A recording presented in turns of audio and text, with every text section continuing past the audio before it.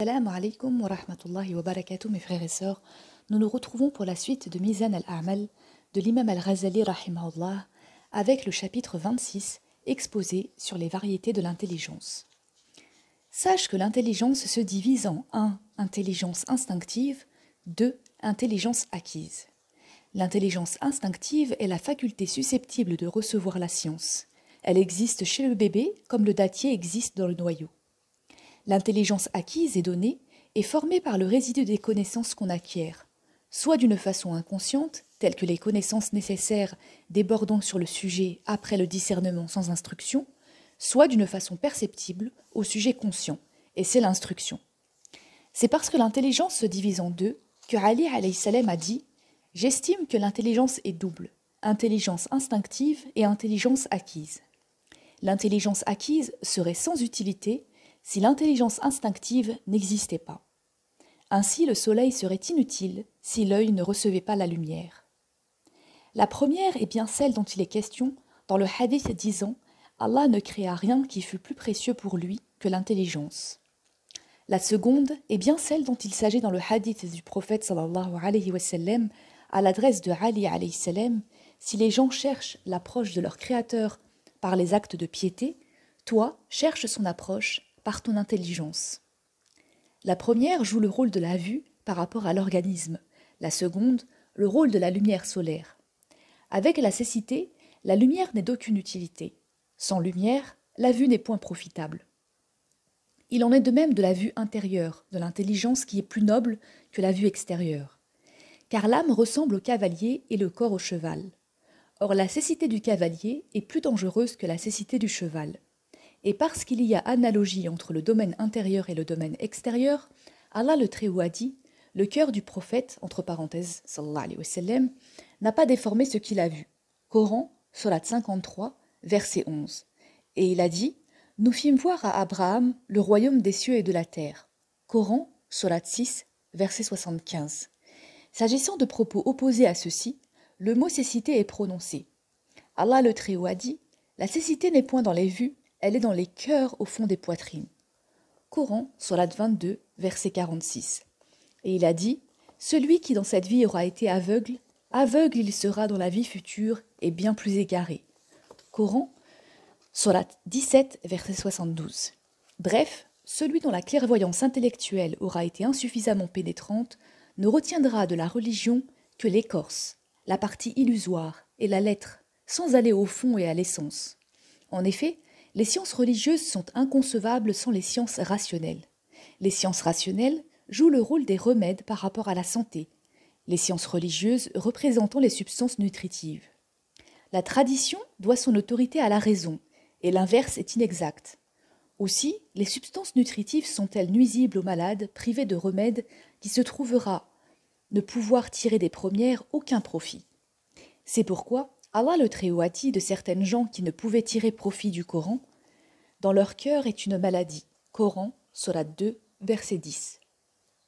Quand un traditionnaliste aveugle considère les différents articles de la loi, des choses pourraient lui apparaître contradictoires qui le sont par rapport à sa manière de comprendre. De plus, il se peut que, n'ayant pas le courage de les reconsidérer à cause de son intelligence paresseuse et sa nature indolente, il joue l'inverti de peur de briser la tradition. Il se peut par contre qu'ayant regardé les choses de plus près, il aperçoive une contradiction, s'en trouve désorienté et perde sa certitude. Cependant, s'il examinait avec clairvoyance, la contradiction disparaîtrait et toute chose lui paraîtrait à sa place. Le cas de ce traditionnaliste est analogue à celui d'un aveugle qui pénètre dans une maison, trébuche sur une aiguillère, une cuvette et autres objets de ménage, s'écrie « Pourquoi avez-vous mis ces objets sur mon chemin ? Pourquoi ne les avez-vous pas remis à leur place ?» et se voit répondre que tout est en place, mais que c'est la vue qui est défectueuse. Voilà ce qui est du rapport de la science donnée avec l'intelligence. Il faut que tu saches aussi que les connaissances acquises par l'intelligence se subdivisent en 1. Connaissances concernant le monde d'ici-bas, 2. Connaissances eschatologiques. Ces deux ordres de connaissances s'acquièrent par deux voies différentes. Celui qui se consacre exclusivement à l'un des deux domaines se voit souvent peu clairvoyant dans l'autre domaine. C'est pourquoi Ali alayhi salam a donné 3 paraboles. Il a dit « Le monde d'ici-bas, et le monde futur sont assimilables aux deux plateaux d'une balance, à l'est et à l'ouest, et aux deux épouses réunies. Le bigame ne saurait faire plaisir à l'une d'elles sans provoquer le mécontentement de l'autre.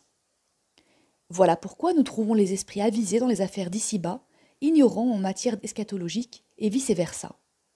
C'est pour cela que le prophète, sallallahu alayhi wa sallam, a dit « L'homme, entre parenthèses véritablement avisé, est celui qui tient son âme en tutelle et agit pour l'outre-tombe. » Et il dit à quelqu'un qui qualifia certaines gens pieux de pauvres d'esprit « La majorité des élus du paradis sont des pauvres d'esprit, c'est-à-dire qu'ils n'entendent rien aux affaires d'ici-bas. » C'est pourquoi Al-Hassan al-Basri radiallahu anhu a dit « Nous connûmes des gens que vous tiendriez pour fous si vous les voyiez et qui vous tiendraient pour démons s'ils vous voyez. » Et chaque fois que tu te trouves en présence d'une affirmation religieuse d'apparence bizarre, il ne faut pas lui refuser ton adhésion du fait que si elle eût été vraie, elle aurait été concevable par des hommes d'affaires bien avisés, par de fins artistes géomètres ou par d'autres.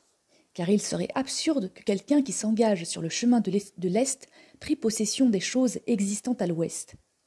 Il en est de même pour ce qui est du monde d'ici-bas et du monde futur. Voilà pourquoi Allah le Très-Haut a dit « Ceux qui n'espèrent pas nous retrouver, qui se sont satisfaits de la vie d'ici-bas et qui ont trouvé en elle leur tranquillité » Coran Sourate 10, verset 7, et il a dit « Ils ont une apparence de savoir de la vie d'ici-bas, alors que même ils sont indifférents à l'égard de l'au-delà. » Coran Sourate 30, verset 7. À peine réunira-t-il ces deux ordres de connaissance, celui que Allah prédestina à diriger les créatures, tant en ce qui regarde leur vie d'ici-bas qu'en ce qui concerne leur vie future. Ce sont les prophètes soutenus par l'Esprit Saint et qui s'inspirent d'une puissance qui se prête à tout et est à la mesure de tout. Quant aux âmes faibles, si elles s'adonnent à une chose, elles se détournent de toute autre chose. Elles ne pourront point embrasser les deux domaines conjointement. Dans le prochain chapitre, nous verrons l'exposé sur les devoirs du disciple et du maître concernant les sciences qui mènent à la félicité. Inch'Allah. Wassalamu alaikum wa rahmatullahi wa barakatuh.